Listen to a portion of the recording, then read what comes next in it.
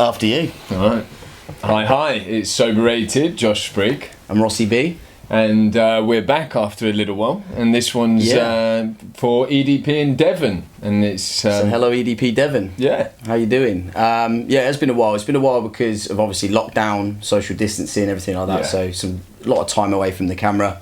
But it feels good to be back, right? It does. It's been a while. Got to get back into the swing of things. I think you'll be able to tell by the haircuts that it's getting longer and longer. Haircut. I've had mine cut. Yep. Mine's still growing. Let's just be clear on that one from the start. Yeah.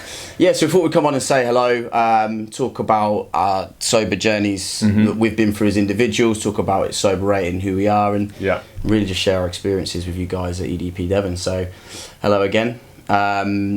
It Soberated as an idea was, really you're the brainchild from It Soberated. Yeah, well, I mean, we all are. So, I mean, It Soberated, for those of you wondering how it started, initially I went sober a year and 6 months ago, and it was approximately 6 months ago we started, I started looking at an accountability page. I wanted to find an app or a social media channel that I could follow and feel comfortable with.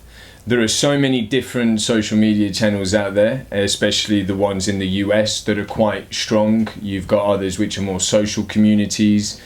So there are different types of pages. There wasn't many that we saw that were male orientated, if that's fair to say. I mean, there are out there, but in comparison to the volume of independent female pages and sobriety pages, the volume tends to swing more towards the female audience. So I think at that point in time, it was a case of just creating a small community. We engaged with Sober Doctor, who's one of the three of us, to do the marketing ideas. Ross and I have been good friends for a few years, and we also work together. So we just thought, why don't we tackle this and create a page and raise the awareness for young men, really, and just break the stigma and the cycle of the lad drinking culture, and show that, you know, men you can do it too. When you go across all social media platforms, when you're drinking, you just don't think anything of it. But when you become sober, you're looking for, are many men sober? No. If there are, where are they? Is there anything that really stands out, like groups and creating that lad culture in the sober community? And that's kind of, I remember when you said to me about it, it was just like, this is absolutely what we should do. And I think definitely worth it, because I mean, if you think about the social media pages and what people are after, they're always after, you know, they're following a watch page, a car page, a food page, you know, whatever it is. And there's such a fast, big, growing community within sobriety that it was just the right time for us to raise the awareness across the board. I mean, we're young men. We say young. I mean, we've both got bad backs at the moment. We're in our 30s. We're getting on. Only just. We are only just gone into our 30s. So I think it was the right time for us to raise the awareness, and we've now got the confidence as individuals. Professionally, we're very driven, and there's a lot of plans taking place in our personal, professional lives.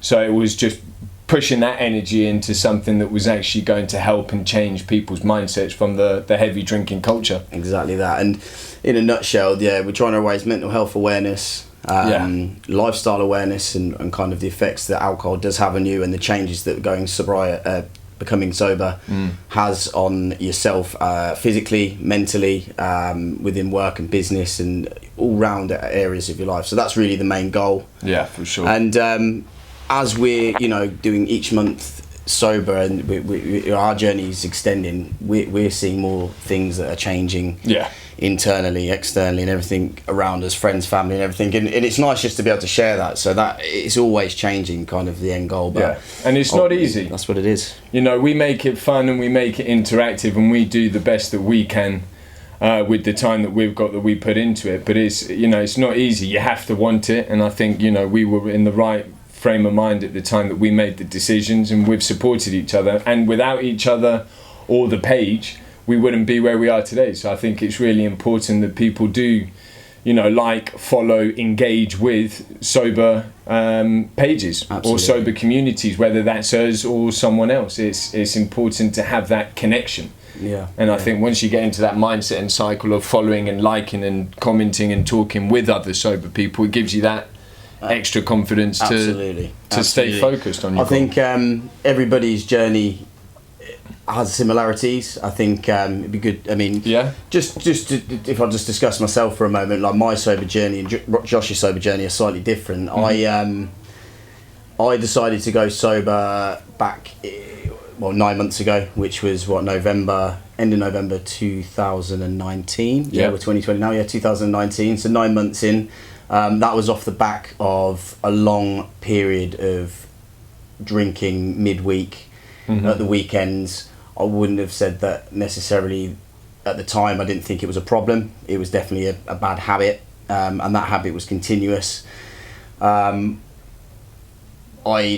toyed with the idea for some time. So over a couple of months period, I kept thinking about having a break, just having a couple of weeks off here or there, and it never works out that way. You go to the pub for a soda and lime, and people around you and the environment pushes you into having a drink. But I just needed to make some changes. So I just felt that I wasn't really myself. I was a shadow of the person I knew I was before being a couple of years before that, when my lifestyle was good, work was well, didn't really go and source drink that much, and things changed very quickly for me. At that point, I made the decision, I need to not be in this position again. I want to be better financially.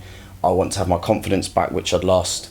And actually, which Josh will obviously talk about his experience and why he went sober, but I was watching Josh kind of develop into a different man just being sober, and that kind of inspired me, because we worked together outside of it, soberated as well, and I took that plunge at that point, and that's where I'm at today, really. My man. So I mean, really interesting hearing what Ross has just said, because funnily enough, I was with him on that journey, and I remember both sides of the coin. And it's funny because, like Ross said, he didn't see a problem at the time. And, people do drink excessively, people binge drink, people go out partying and clubbing. There's nothing wrong with it. And if that is you and that is what you do, absolutely fine.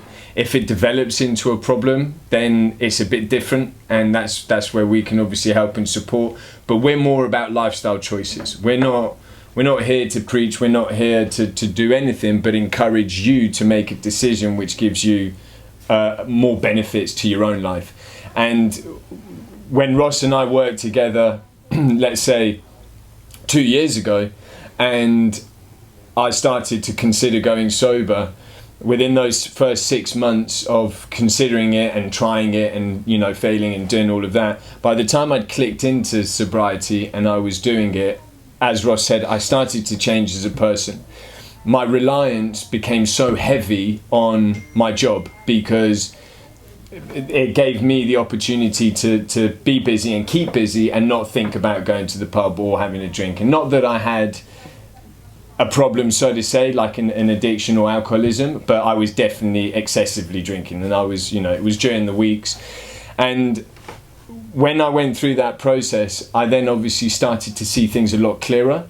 And, Ross and I spoke about it at the time because we've worked very closely together, and you could see patterns picking up and the differences between someone that drinks and doesn't drink. So like attendance to work, or if, on the weekends on a Monday, you could see people's energy was depleted and stuff like that. And I think when you've got people around you that are doing, sobriety, like I have a few people that I did exactly the same as what Ross did. You find someone that is sober and you sort of watch their journey, and that's what gives you the appetite to do it. So hopefully it gives some people that, watch this, the appetite to do it. But my story is similar but different to Ross's. Excessively drinking, partying hard, too hard, spending a lot of time and a lot of money in places that I couldn't really afford to do it. I was, putting things on my credit card, and it was nights out and, you know, holidays that would just be, you know, lads trips and all that sort of stuff, and eventually it catches up on you. You end up being in debt. You can't be bothered to, you know, keep your head more focused on work. On the weekends you're not really that productive. You'd rather just chill and then go out. There's like so much big grey cloud that's over you that you don't really realise there. And then sobriety clears that cloud and the sun starts shining through. What would you say your highlight is from being sober? What's your biggest highlight so far? I'd say 100% the highlight to sobriety for me personally as an individual is the motivation, ambition and drive that I developed with the time that I had to do it. So I mean, initially when I was drinking, the time I didn't really have it because I was either hungover or I couldn't really be bothered. I'd leave things to the last minute, so it gave me more time to myself, which gave me more of a drive and more of a positive mentality towards everything. Because obviously being hungover, you feel like crap, don't you? You feel deflated. You don't have the motivation. It's like the wind's been taken out of the sails permanently. So I think as soon as I hit that sobriety point and I realised how much time and energy I actually had, because I actually just really struggled to sleep initially, and still do, to be honest, because I'm still trying to figure out what my actual sleep pattern is or needs to be. And I definitely think the drive and the motivation that I got from being sober went through the roof. That's my highlight, because it's changed everything. Completely get that. Highlights for me is that. I definitely completely agree with that. But the main thing is kind of, it's weird saying this out loud, and probably the first time I've ever said this out loud, but it's as if I've found myself and I'm understanding myself, my body, my mind a lot more. Having that time, having that drive and having that determination has given me all of the tools that I need to kind of work things out, whether it's in my diet, the way I work out, the way I work day to day in my organisation, and they've been my highlights because I can see things working, and then when things don't quite work so well or go wrong, I'm like, I can adjust that here and there. Whereas before, I'd just be in this habit of drink, party, work, and there'd just be a way that I would work and just get myself through the day, get myself through the week, get to the pub at the weekend. But now, or even during the week, I mean, we used to go to the pub Wednesday, Thursday, Friday, Saturday, sometimes Sunday. It was just to get out. But exactly that, and now we have that time to not just struggle through the week. I enjoy the weeks that we're working, and I enjoy the day. And we love to go home at 5:30 or maybe a bit earlier. But it's been able to change things throughout my days, my weeks, to be more productive, get more stuff done, and just thoroughly enjoy life. I think one of the other highlights is the mornings. It's mornings. I mean, it's just having a morning. That's so true. It's so true. And anyone that's in the journey at the moment would completely relate to that as well. Kind of just being able to get up and think and do, isn't it? It's so great. People always ask for tips. So people are always asking us, you know, can you give us a tip on how to start? I don't think there's a right answer. I think the first tip that you need to take from anyone that is sober is asking yourself, do you want it? Because 100%. There's no point in you liking the idea of being sober and not actioning it and maybe asking, oh, can I have some tips, thinking that our answer is going to change your life, because it won't. You've got to remember on that. You've got to remember everybody's different as well. You do need to want it, but I did actually get given a good bit of advice from somebody who runs a page Not So Secretly Sober. And Siobhan. So and one thing that she said to me is understanding. And when she said that to me, I was like, what do you mean understanding? Understand what? Like, why do I need to go sober? Well, what are your reasons to do it? What are the reasons? Understanding what needs to change. And, you know, there'll be triggers. There'll be reasons why you're thinking about going sober. Why are you thinking about going sober? Understand what they are. And then use them as your goals and drivers to maybe set some time in place, whether it's just a 4-week period or a long-term thing. It's always that. I think for me it's the first 3 months. 3 months sounds like a long time if you do drink regularly. But I think realistically 3 to 6 weeks is the hardest part, isn't it? Because the first 3 weekends are the ones that you're so habitually used to FOMO, drinking in. Fear of missing out. That is such a big one. You just want to be out there. I actually had to take myself to my parents. I'm so glad you said that. I'm so glad you said that, because FOMO, fear of missing out, just in case, is a weird one, because when you drink, you feel like if I don't go, I am missing out 100%, and it could be the best night ever. But when you don't drink, the amount of times that you turn those nights down because you think, do you know what? I can't be bothered. Because you know what I think now? Because Do you know what they I think are now? all the same. I always think now, I'm not going to miss out on that hangover. Yeah. I don't think about the party. I don't think about the social. Although I love the social, But and I still go to these things. Exactly, you still go to I'm not them. missing the hangover. Yeah. I'm not missing the repercussions for not just one day Yeah. where you're in bed, because that's a mammoth task to get through anyway. Yeah. But then the Monday, Tuesday, Wednesday effects on your day to day after that. Yeah. We went out, didn't we, on Friday night? We went out to like a bar, club, lounge thing, and I stayed until about 11ish. Ross stayed till about gone 12, and we did a whole night with every single person there drinking. It doesn't bother us. Like, we like people having a good time. If it's what you do, it's what you do. We stayed there all night, and we were both the life and soul of the party. We were the energy behind it and almost the glue behind it. I know what they're thinking right now. How cocky. They're thinking, yeah, but everyone thinks they're the life and soul. No, we were the life and soul. We were on the tables. We were dancing. Yeah, that's right. We were on it. Yeah. But it was good fun. It was good fun. And like I said, the key thing at the end of it was we were both probably up at 7, 8 in the morning the next day. Yeah, and we drove home. We drove home that night, and we drove a few other people home. How can we forget that? We had to drive home and get people home safely as well. That's right. It was good. So with the community, obviously the community is great. We've touched on the community, touched on Not So Secretly Sober as an individual that really helped me as long with Josh becoming sober. But my favourite thing about kind of the online community at the moment is... Can I guess who your favourite is? You can, in a second. But my favourite thing is just how everyone kind of comes together and supports you, and whether that's just, you know, someone from the other side of the world that has gone sober and saw the account and just reached out with a message, or it's friends of a friend that said, like, you know, I saw you through Josh's account and really love what you're doing. But it's just kind of everything in and around that's really exciting. And then go on then. I do have some favourite accounts. Who do you think that is? I think one of Ross's favourite accounts is the one I'm about to say, and the reason for it is because that's your first clue. Oh, he's going to get it. Is always engaging with us, is on the other side of the world, has been incredibly supportive from day dot. Her energy is incredible. Her energy is through the roof. She is lively. Yeah. And that's a bit of me. He already knows who I'm lively. talking about. Who are you talking about then? Sober Sadie. Yeah, Sober Sadie. She's wicked. She's awesome. She's brilliant. But yeah, and there's lots of other accounts. Yeah. Not So Secretly Sober is definitely one to check out. She's in England as well. We've known her for a long time, and she has been a huge part to our journey as well. Yeah, she helped create. She's created her own very big network within the sober community. She's based in Manchester, so you've got the Sober Girl Society. She's that are funny. Attached with that. Who, Siobhan? Yeah, Don't tell she's her got that. a great sense of now humour. she's going to watch this and she's going to love Kidding. Yeah, so, and she's created a great community. I've met a lot of that community. She's introduced me on a personal level to lots of her friends that are within that community, us as a team. That's one of the best things about it as well, and it's just great. Intros. It's just great. And touching on the messages as well, like, we get messages all the time that everything from bigging up what we're doing and just saying well done to inspirational kind of messages, like they're inspired to go sober. We've had people that have never done it before and they've come to us and gone, you know, I'm 4 weeks in, this is the changes that I've seen already.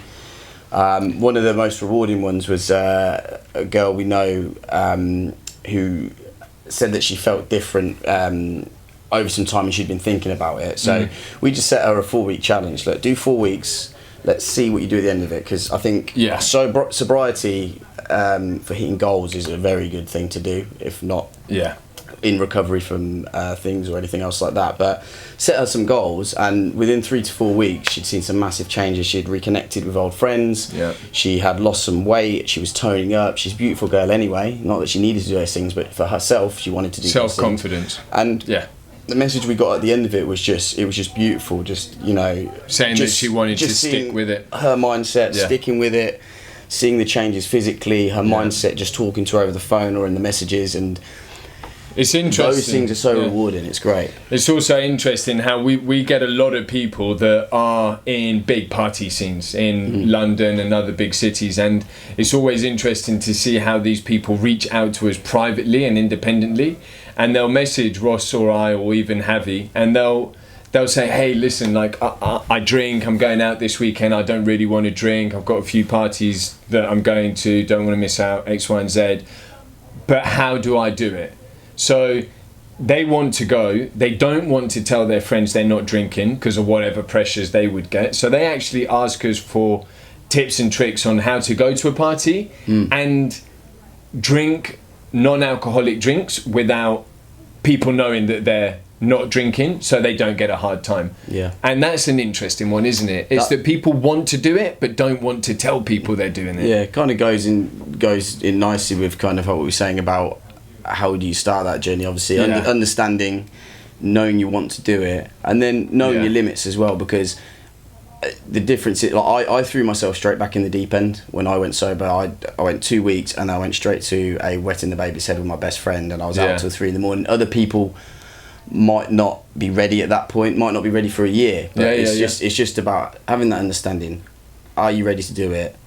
And understanding your coping mechanisms. Your coping mechanism might be not going out, it might be going out and going home early, it might be going out, staying out all night but drinking alcohol-free beer and tricking the rest of the party that you are drinking.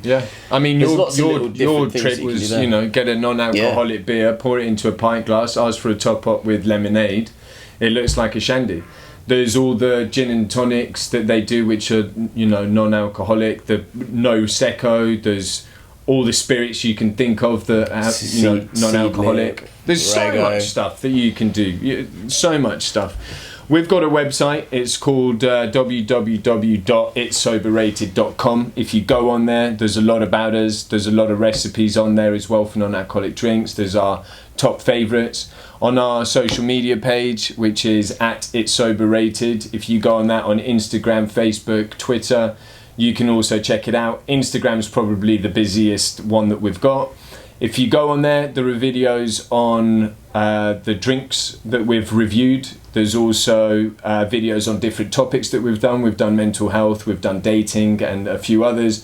So check them out. It's a great way of getting an insight to how we feel about it. It's not how you should feel about it, but it gives you an insight to how it can change. And you also get to see our lives on a day-to-day basis as well, and how we deal with different things that just pop up on your day-to-day, all the time, how we respond to them. So if you like it, reach out to us, say hello. We'd love to hear from you. Give us a follow, give us a like, give us a share, and you know, hopefully you guys everyone that's watching this video right now or is going to see it in the future, takes a lot from this. And you know, if you've not begun the sober journey, good luck if you're going to do it. And if you're mid-journey, keep on going. You're doing a massively great thing, and that's right. You should be proud. Yeah. Cool. So that's us. It's Sober Rated. Thank you very much for having us. Ladies. Peace.